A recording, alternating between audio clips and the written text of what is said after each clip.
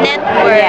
So, sabi ko nga kayo na ka-MJ, magkikita kayo, mag-usap kayo, magsisama kayo. So, I don't know, ikaw lamang. Siyempre, ikaw lamang ngayon. Yun po na yung pinapromote namin. So, sana yun po na.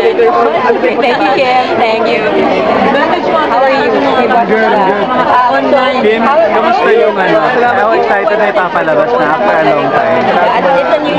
After a long time, ito yung magbabalik at tambalan niya. Exciting and excited kami kung paano siya tatanggapin ng mga tao. Nakakaba kasi hindi mo alam ano mangyayari sa Monday na. Pero